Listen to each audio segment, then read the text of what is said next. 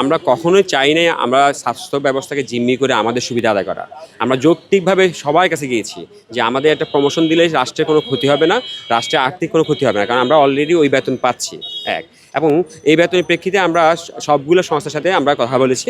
তখন সাইদুর রহমান স্যার আমাদের প্রধান উপদেষ্টার বিশেষ সহকারী, উনি আজকে এখানে এসে আমাদেরকে একটা 12 সপ্তাহের সময় নিয়েছেন। উনি বলছেন যে আমাদেরকে উনি সর্বোচ্চ লেভেল থেকে আশ্বাস পেয়ে আমাদের কাছে আসছেন, এবং যেহেতু উনি একজন সম্মানিত ব্যক্তি, উনি একজন চিকিৎসক, এবং উনি আমরা আমাদের অভিভাবক হিসেবে ওনার কথাকে আমরা মেনে নিয়ে আমরা যেহেতু 10 বছর অপেক্ষা করতে পারছি, আমরা আর 12 সপ্তাহ অপেক্ষা করলে আমাদের হয়তো একটু মনোকষ্ট বাড়বে, বাট আমরা চাই না এই স্বাস্থ্য ব্যবস্থাকে জিম্মি করে আমাদের কোনো কিছু হোক। এই জন্য দেখেন গত 6 মাসে অনেকগুলো আন্দোলন হয়েছে, অনেকগুলো যেমনি পারছে আন্দোলন করছে, কিন্তু আমরা ডাক্তার কোনো আন্দোলন করিনি। এবং আজকেও কিন্তু নামি না, আমরা শান্তিপূর্ণভাবে আমাদের ইমার্জেন্সি চালু রেখেছি, আমাদের মিড লেভেল রেডি আছে।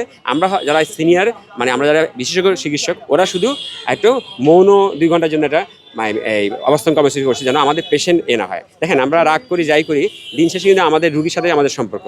তো 25শে ফেব্রুয়ারি আমরা এই ঢাকা মেডিকেল কলেজে আমাদের সারা বাংলাদেশব্যাপী পদোন্নতি প্রার্থী এবং পদোন্নতি বঞ্চিত যেসব চিকিৎসক আছেন, আমরা বিশেষজ্ঞ স্বাস্থ্য ফোরাম থেকে একটা ডিক্লারেশন দিয়েছিলাম যে আমরা 8, 9 এবং 10 অর্ধ দিবস কর্মবিরতি পালন করব এবং 11 তারিখ থেকে পূর্ণাঙ্গ কর্মবিরতি পালন করব।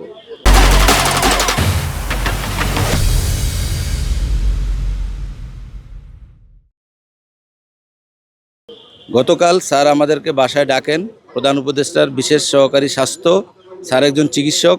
স্যার আমাদেরকে সমস্ত বিষয়টা, পদোন্নতি এবং ডিপিসির বিষয়টা ডিটেলস বলেছেন এবং কাজের অগ্রগতি কতটুকু হয়েছে।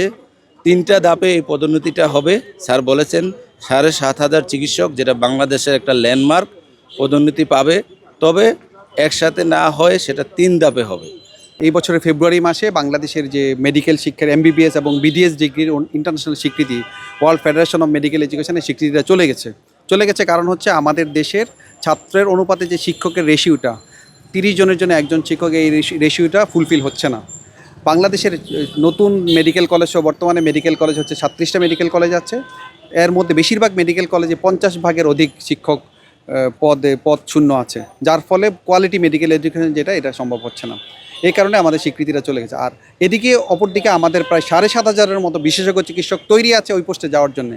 গত 15 বছর যাবৎ মন্ত্রণালয়ের অসহযোগিতা বা আনুকূল্যের অভাবে এই যে দীর্ঘদিন যাবৎ বঞ্চিত চিকিৎসক সমাজ, বিশেষজ্ঞ চিকিৎসক সমাজ, তারা ওই পোস্টে যেতে পারেনি। যদি যেতে পারতো আমাদের তৃণমূল স্বাস্থ্যসেবা এটা একটা মাইল ফলক হয়ে থাকতো এবং রুগীরাও বঞ্চিত হতো না এবং শিক্ষার্থীরাও কোয়ালিটি মেডিকেল এডুকেশন পেত।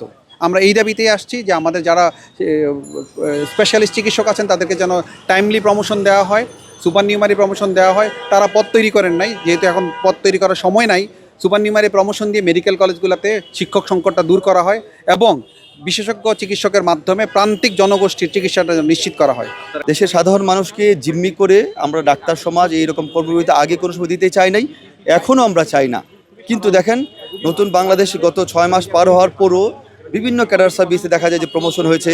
কিছু বিশেষ ক্যাডার সার্ভিসে যারা ধরো চাকরি চলে গিয়েছে, আমরা বলি তাদেরকে কবর থেকে উঠে এনে পদোন্নতি দেওয়া হয়েছে। কিন্তু আমাদের দেখেন গত 5-6 মাস হলো আমাদের এই যে আমাদের শুধু বলাই হচ্ছে পদোন্নতি হবে, কিন্তু দৃশ্যমান কোনো আমরা পদোন্নতি এখন বলতে পাচ্ছি না।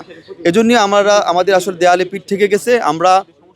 যদিও আমরা চাই দেশের স্বাস্থ্য ব্যবস্থা উন্নয়ন চাই, এই যে পদোন্নতি কিন্তু স্বাস্থ্য ব্যবস্থা উন্নয়নের জন্যও দরকার।